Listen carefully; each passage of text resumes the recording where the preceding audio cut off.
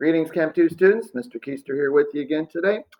This is the video for Tuesday, December 8th, 2020, which is our scheduled 75th day of school for the fall semester. Always keep in mind, though, the dates could change for a variety of reasons, but the lessons and the order that those lessons are presented will remain the same regardless. So let's take a look at our do nows, see what the schedule is for today. Today you're going to pick up page 97 over combination, decomposition, and combustion reactions. Your homework from yesterday was page 96, equation, balancing, and writing. We went over that in detail yesterday. A lot of things to remember regarding that stuff. All right. Turn that assignment in. As I said yesterday, I'll be collecting it as due now. If we're here in school, that should already be on my desk. If you are at home or we are at home, then you need to submit that to me electronically during your regularly scheduled class period. So again, don't be late doing that. Of course, you can check your answers first. I encourage you to do that. Always have. If you're here in school, of course, they're posted on the backboard. If you're at home, they are on the answer keys page in Canvas. All right, and those were both posted early this morning. So today we're going to continue the Unit 6.2 notes packet on types of chemical reactions. Today we're going to start classifying reactions according to type. We're going to hit 3 types today. Today we'll learn how to identify combination reactions, which are also called, excuse me, in some references, synthesis reaction. So a synthesis reaction and a combination, same thing. Decomposition reactions and combustion. We mentioned combustion reactions yesterday. We're going to talk about them in a little more detail today. You'll have a homework assignment over this that is due tomorrow. All right, so let me pull up the lesson and we'll get going.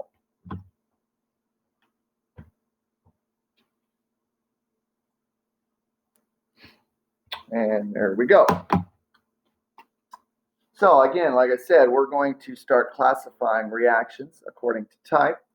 And the first one we're going to look at is a combination reaction, again, also called a synthesis reaction.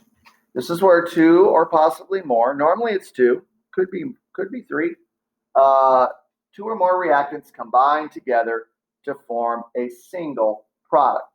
So these are pretty easy to recognize because you're going to have 2 substances on the reactant side or the left side of the reaction, and they're going to combine, hence the name combination. They're going to combine together to form a single product. So there's only one substance on the right side. Now, this could be these could be 2 elements that combine to form a compound. These could be 2 compounds that combine to form a larger compound. No real set rule there, but the main thing to remember is there is only one product. These, of course, are fictitious letters. So let's look at some examples. All right. So here we have 2 elements combining to form a compound, potassium and chlorine to form potassium chloride. All right. So here again, let's look at state of matter. We need to review that from yesterday anyway. So what do we say about elements? All right, so most nearly all the elements are solids at standard conditions of temperature and pressure. And of course, potassium, being a metal, is one of those. Chlorine, though, is 2 things to remember about chlorine. Number 1, it's a diatomic element. Remember Hankel fiber. It's one of those 7. And the other thing is chlorine is a gas at standard conditions. And then KCl. What about KCl? Well, KCl is an ionic compound. What do we say about ionic compounds? Unless they are dissolved in water, and there's no mention of that here, and I don't see any water anywhere, in which case it would be a solution.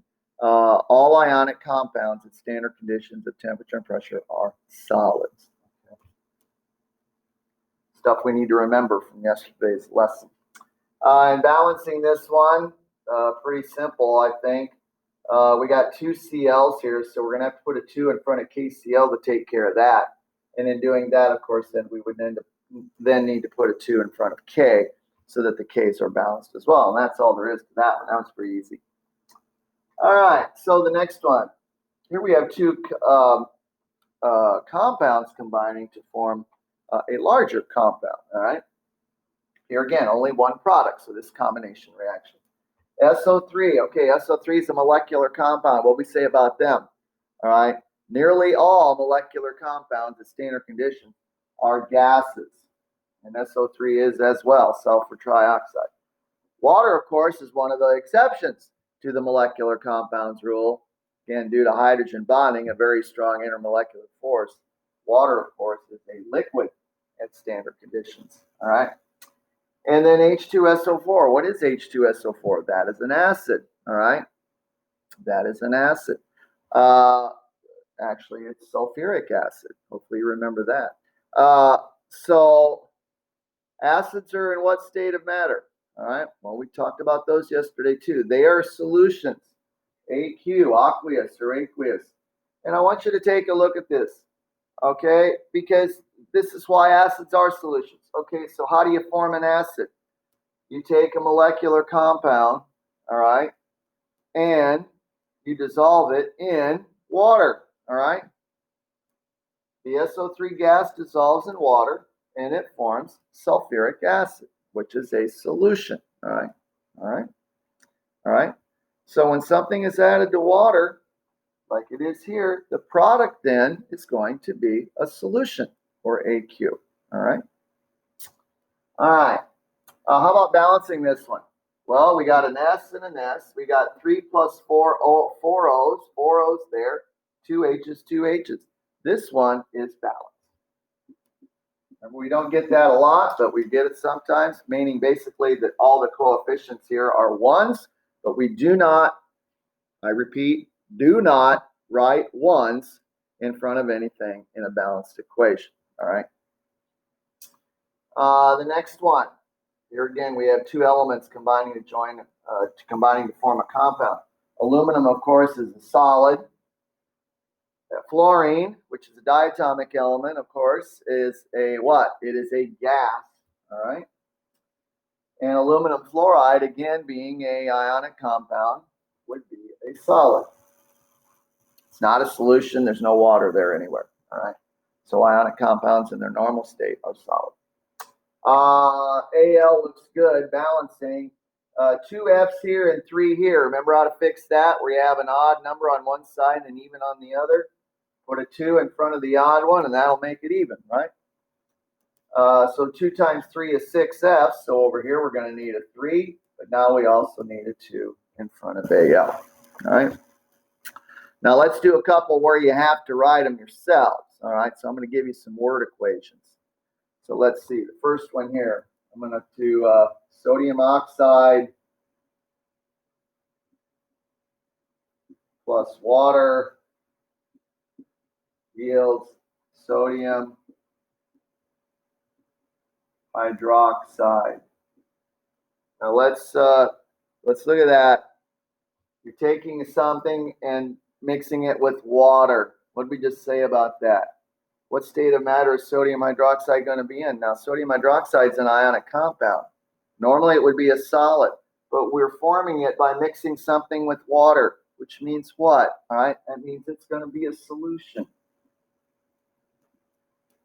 I'll go ahead and write that down, but you should have figured that out for yourself. All right, you should have figured that out. All right.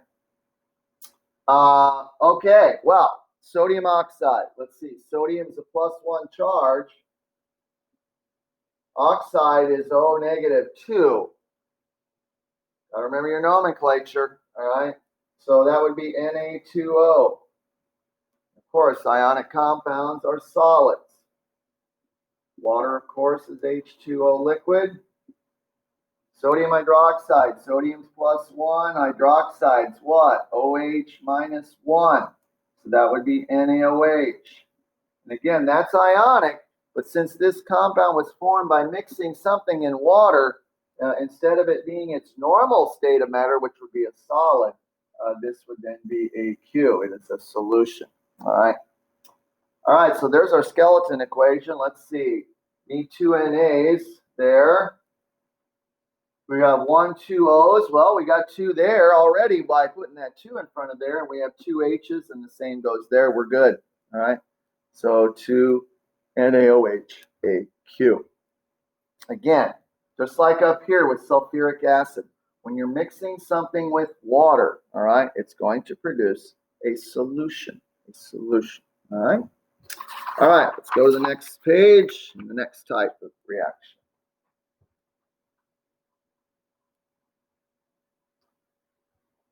So next we have a decomposition reaction, or decomp for short, all right? In a decomp reaction, a single reactant is broken down or decomposed, hence the term, into 2 or more products. So take a look at this general format here. How's it compare to combination? If you say, well, it looks like the opposite to me, you'd be absolutely right. It is the opposite, all right? It is. And so now we start with a single reactant, and now it breaks apart or decomposes into 2 or possibly more. Normally it's 2, but it could be more products. All right, so it's the exact opposite of a combination reaction. Normally, this type of reaction requires some type of help for it to occur, all right? An influx of energy, all right? Usually in one of these 3 ways. Number 1, heat is applied, and by heat is applied, I mean continuously. Now, I don't mean like in a combustion reaction. We talked about those yesterday. In a combustion reaction, all you need is to ignite the substance, and then it burns on its own, all right? Burns on its own and actually produces heat. This is where you are continuously heating the substance in order to cause it to decompose, all right? In other words, it takes an influx of energy to do that. When that occurs, you put the triangle over the yield zero. All right, that means heat is applied continuously. Now, remember, we've used the triangle before. When you put a triangle in front of a variable, of course, it means the change in, like delta T is the change in temperature. This is where we're putting the triangle over the yield zero. It means something completely different, okay? The next one, electricity is applied. Again, this is continuously. Continuously. That looks like a little lightning bolt there. That's because that's what it is, all right? Little lightning bolt above the yield zero means you are applying an electric current continuously to that substance to cause it to decompose. That is necessary to decompose water, all right? Because if you apply heat to water continuously, what does it do? It boils. That's a physical change. To decompose water down into hydrogen and oxygen gases requires a much more concentrated and higher quantity of energy, and an electric current will provide that, okay? Heating won't do it. The third type we can help a substance decompose is by using what we call a catalyst, all right? A catalyst is a substance that will speed up a reaction without being used up at all during the reaction. It's just a helper, all right? What it does is it reduces the energy required, which is called activation energy. We're going to talk more about activation energy later on in the second semester, all right? We're going to come back to that for the reaction to occur.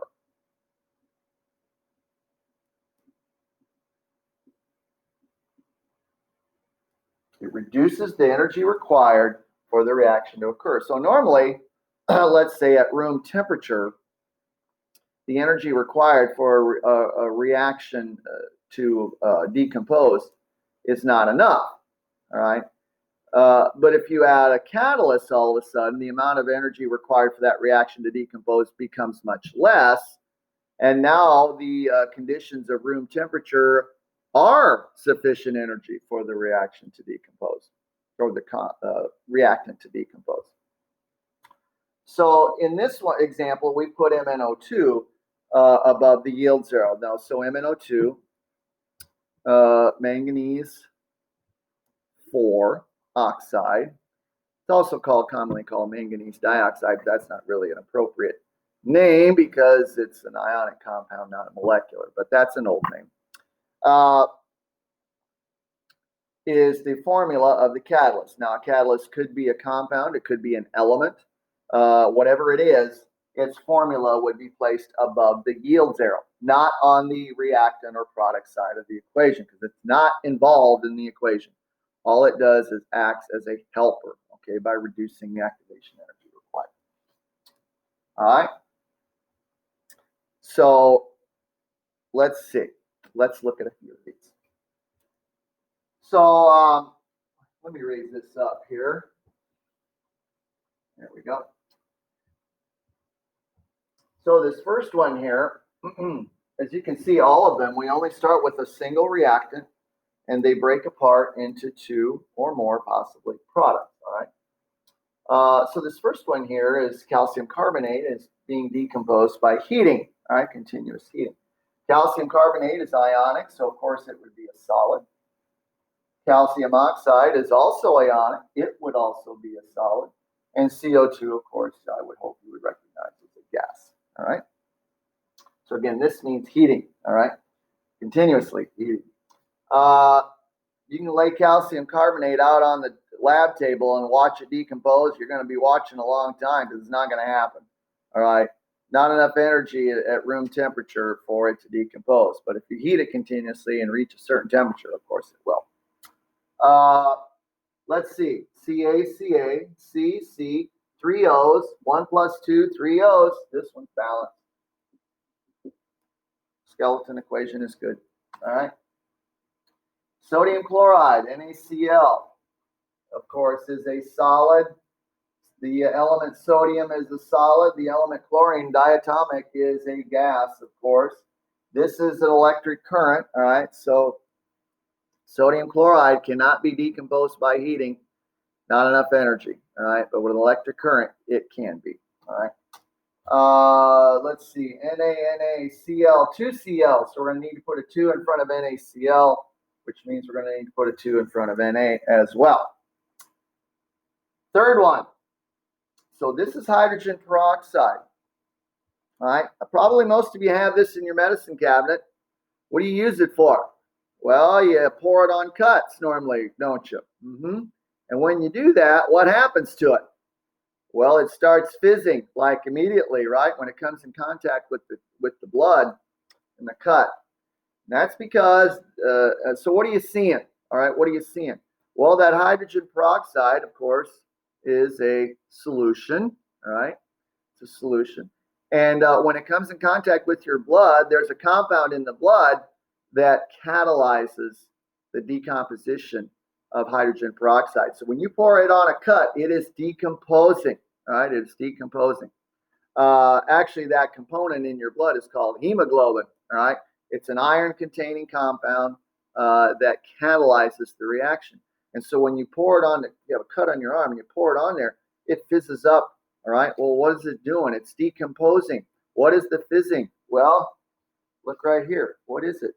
It's oxygen gas, all right? It's oxygen gas. And so once all the oxygen gas fizzes out of there, what do you have left? Well, there's the other product right there. It's water. So what is hydrogen peroxide? Well, it's oxygen gas dissolved in water, all right? It's a solution, all right? So H2O2 is a Q,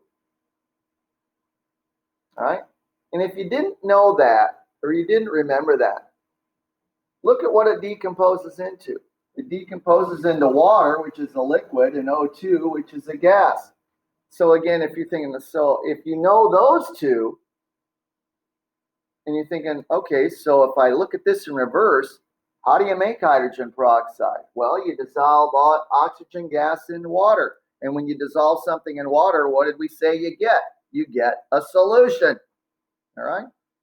So H2O2 is a Q. It's aqueous or aqueous. It's a solution. All right? Here I'm listing MnO2 because that will also catalyze this reaction. Now, I don't know if you've ever poured hydrogen peroxide into a little dish or glass or whatever, and watch it decompose. Kind of boring. You know, you'll see a bubble or two come up every few seconds, but it is really, really slow. All right, slow. But when you pour it on a cut, man, boom, it decomposes just like that. All right, because, like I said, hemoglobin, that iron-containing compound in your blood, catalyzes the reaction, and so it decomposes very quickly. All right. All right, so let's look at balancing this one. Let's see, 2 hydrogens, that's fine. But here we have 2 oxygens, and over here we have 3. Got an odd number. Well, what makes it odd? It's the O in that H2O. So let's put a 2 in front of that, and that will then get us an even number of O's. So here we have 2 O's plus another 2 is 4. We have 2 here, so we'll put a 2 there. Now the O's are good, and that also gives us 4 H's, and we have 4 H's there. Bingo. There you got it. All right. So there's that odd thing again that using a 2 will fix. Okay. All right. So let's do a couple of word equations here. All right. So let's go carbonic acid.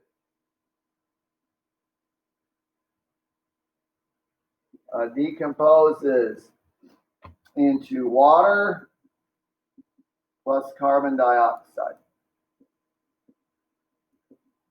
All right. What do we say about carbonic acid? What do we say about all acids? What are they? They are a solution. All right. They're a solution. So carbonic acid, let's see. Well, it's got hydrogen in it. And then carbonic means it's got carbonate in it. CO3 minus 2. So it'd be H2CO3AQ. Here again, if you didn't remember that acids are solutions, take a look at what it decomposes into. Water and carbon dioxide. So how do you make carbonic acid?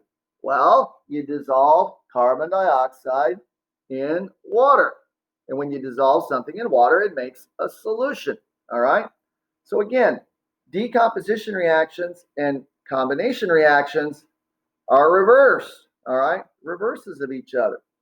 So if you think about it logically, and you say, gosh, I don't remember, is an acid a solid? Is it a gas? Is it AQ?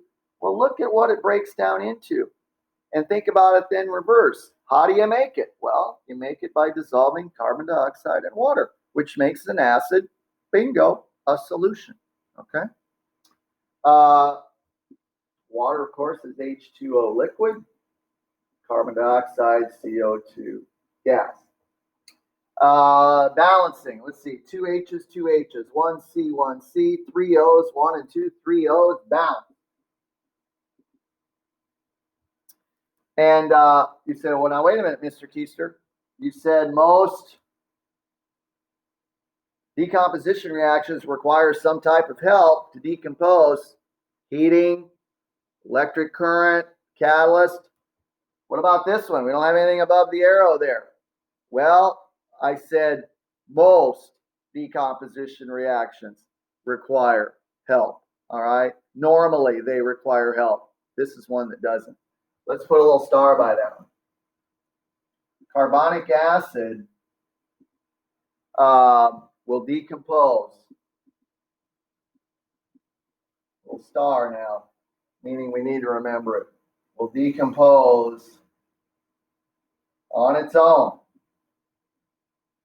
without help at standard conditions. Doesn't need a helper, all right? Not many things do that. This is one of them. You witness it all the time if you drink pop, all right? What's pop got in it? Well, take a look. Read the label. It's got some kind of flavoring in it. It's got a lot of water in it, and it's got CO2 gas, which when you combine it with water makes carbonic acid. It's a solution, right? So pop contains carbonic acid. That's what gives it its fizz, all right? And so we bottle or can pop under pressure, under increased pressure. All right. We dissolve CO2 in the water. We carbonate the beverage, carbonated beverages. All right. And produce a solution that is carbonic acid, which is a very weak acid. And then we seal it. But when you open the lid, right, when you open the cap or you pop the top on the can, what happens? You hear, all right, and it starts fizzing immediately. What's the fizzing? Well, it's decomposing, all right? Your carbonic acid and your flavoring, which is your pop, is decomposing. The CO2 is the fizzing. It's fizzing out the can or the bottle into the air. And what do you have left when it's all fizzed out of there? Well, you know what you have left. You've had it before. It's like flavored water. We call it flat pop, all right? Decomp reaction. At standard conditions of pressure, you can't dissolve much CO2 in water, but under pressure you can. All right, under pressure. All right, one more. Aluminum chlorate.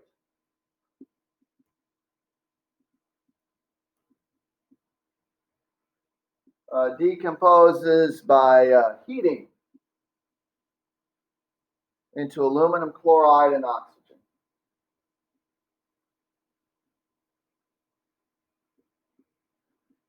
Okay, aluminum chlorate.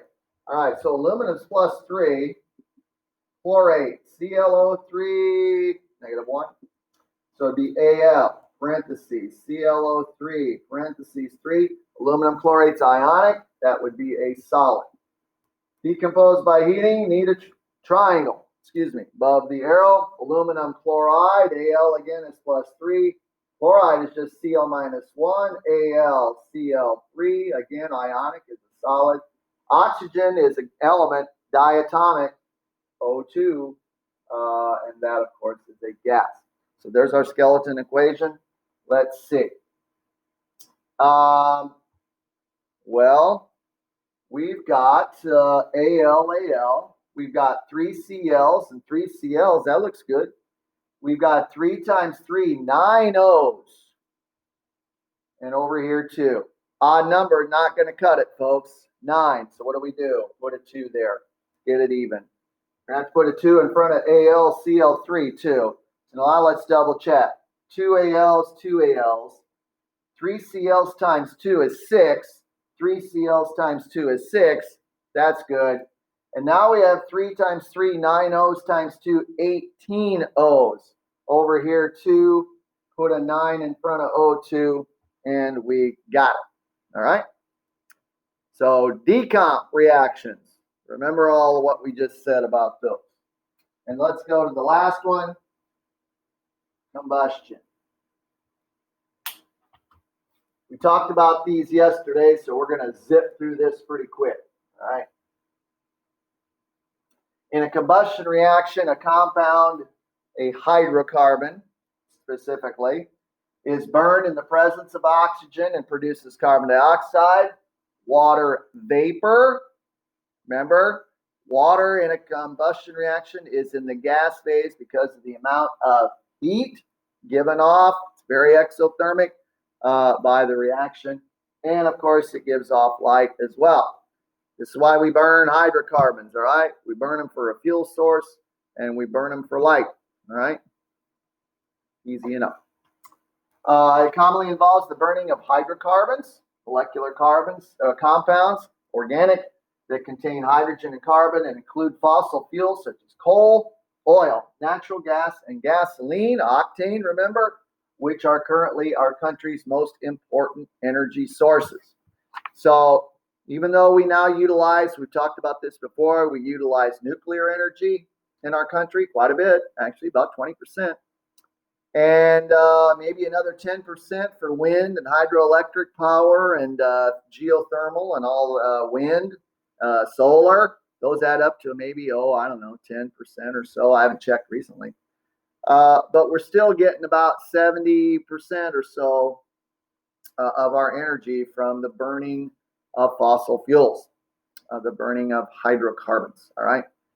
And of course, they put CO2 and water vapor into the air, which add to what we call the greenhouse effect or global warming, which warms the atmosphere, acts like a blanket up there, that CO2 and water vapor. And so as the sun shines down us and we get the heat from it as well as its light, that heat is held in by the additional CO2 and water vapor that we put in the air from burning hydrocarbons. And so the earth is warmed several degrees in the last couple thousand years. Actually, it's warmed by about 6 degrees, I think, the last time I checked. And it's increasing at a much more rapid rate the more of this stuff that we burn. All right. So, little environmental talk there. Most combustion reactions involve the burning of alkanes. All right. Remember, those hydrocarbons contain only single covalent bonds between the carbon atoms. Remember, alkanes have the general formula C to the NH to the 2N plus 2. All right. Remember, our simplest hydrocarbons, alkane. Complete combustion only produces 2 chemical compounds, in addition to heat and light energy, CO2 and water. But this is when the reaction occurs in pure oxygen. All right. Incomplete combustion, which is what we normally see, such as in your furnace or your car engine or in a power plant, whatever, is when the reaction occurs in air, which is only 21% oxygen. All right.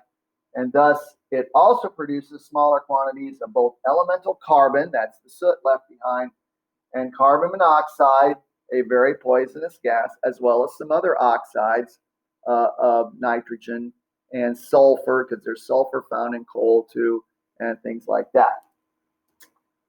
So this is why your furnace must be well vented and your car must not be allowed to run in a closed garage, because of the production of CO2.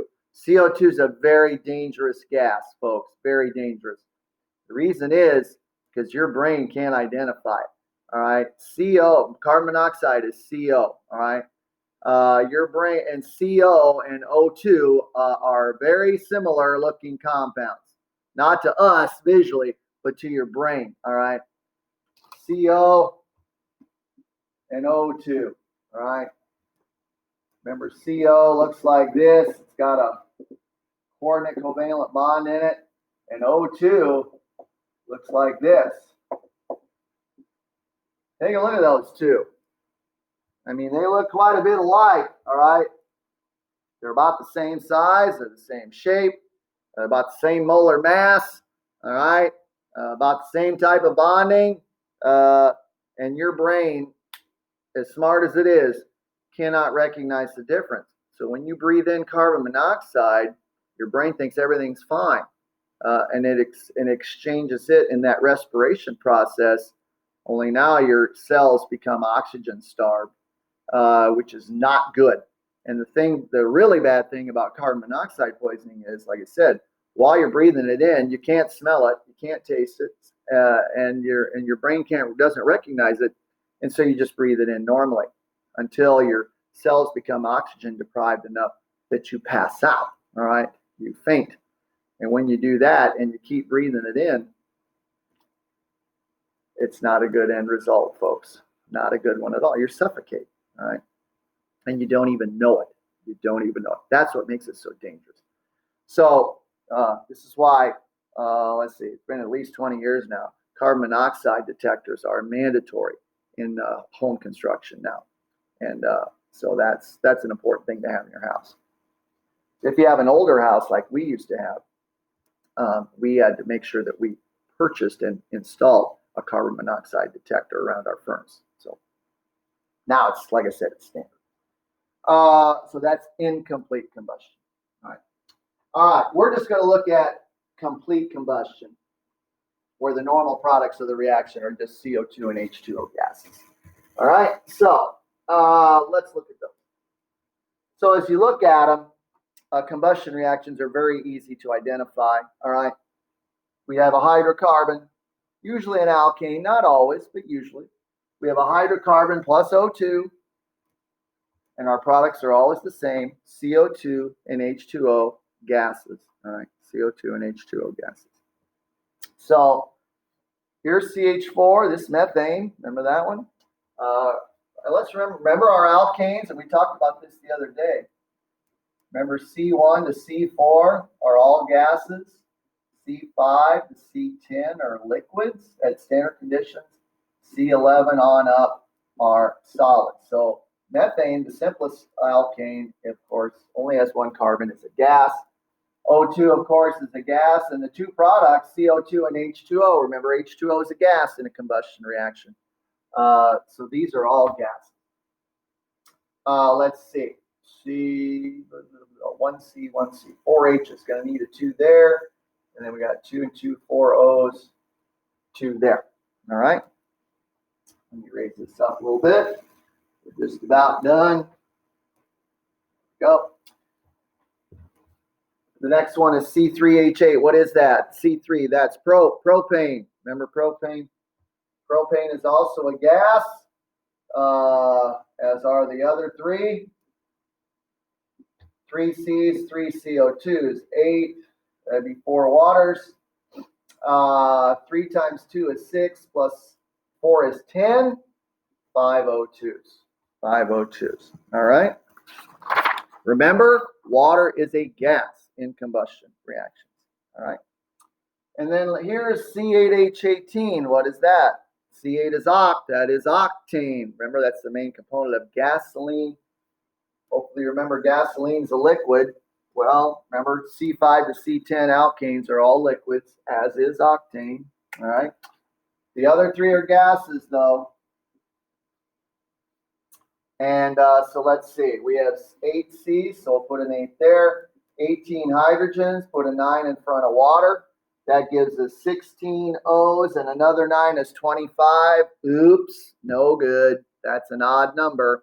So we're going to have to double everything here. So we'll change 9 to 18, change 8 to 16, change 1 octane to 2. And now the C's and H's should still be balanced. 16 and 16, 36 hydrogen, but now we got 16 times 2, 32 O's, and another 18, which is 50, divided by 2, 25. All right. Let's do one more. Let's do a word equation. Let's do hexane plus oxygen. You notice in these combustion reactions, there's no triangle above the arrow. That's because they don't require continuous heating like a decomp reaction does. All you have to do to an alkane or a hydrocarbon is ignite it, set a match to it. Once it ignites, you don't have to apply heat to it anymore. All you do is ignite it, and then it burns on its own, and it produces heat. Yields carbon dioxide and water. So again, we would recognize this as a combustion reaction. Hexane. 6 carbons, all right? C6H14. Remember, C to the NH to the 2N plus 2. So C6H14 with 6 carbons, that is going to be a liquid. Hexane is a liquid. Oxygen, of course, is O2 gas. Carbon dioxide, CO2 gas. And water, of course, is H2O gas. All right, remember, gas for combustion. All right, so 6 C's there, 7 waters for the 14 H's, but here again, we've got an issue with odd. 12 O's and 7 is 19. Not going to work. So we'll double the 7 to 14, double the 6 to 12, double the hexane to 2, and now we've got 12 C's, 28 H's, and now we got 12 times 2 is 24, and another 14 is 38 oxygen. And so that would leave us with 19 O2s. So let me tell you a quick little trick about balancing combustion reactions with alkane. So you notice here that with propane and with methane, CH4, we had an odd number of carbons. Remember that? So methane has 1 carbon, propane has 3. With an odd number of carbons, we were able to balance the combustion reaction without doubling. But when we had an even number of carbons, C8 for octane and C6 for hexane, we ended up having to double, double everything in order to balance it. And that's because of the number of hydrogens in the alkane, which is 2N plus 2. And then when you have balancing that with water, remember water has 2 hydrogens to 1 oxygen. So whenever you put an even number or a number there, it's going to be an odd number to balance the hydrogen. It's going to leave you an odd number of oxygen. So, quick shortcut. If you have an alkane that has an even number of carbons, you're going to end up doubling it, all right, to balance the equation. If your alkane has an odd number of carbons, you won't have to. You'll be able to balance it without doubling, okay? Just a little quick tip there. I think that's it for today. So we've got combo reactions, which we will label with a C, so you don't have to write out combination. If you look at the assignment, it says on you've got blanks on the left-hand side where you are to write combo, decomp, or combustion. And again, on the instructions, I said you don't have to write those words out. We can use C for combo, D for decomp, and CB for combustion. All right, so you will identify them first, and then you will balance them. Again, some of them I wrote out for you. Some are word equations that you have to write yourself. Make sure also you pay attention to state of matter. All right, make sure you pay attention to that. Something we got to know. So that assignment is due tomorrow. I will be collecting it for a grade. And I think that's all I got for today. So until next time, this is Mr. Keister signing off. Stay safe, everyone. Take care. Stay focused. Keep working hard. Like I said yesterday, we're in the home stretch now, folks. Last week of classes before finals. So stick with it. All right. Got a lot to go yet. So stick with me. Take care, everyone. See you next time. So long.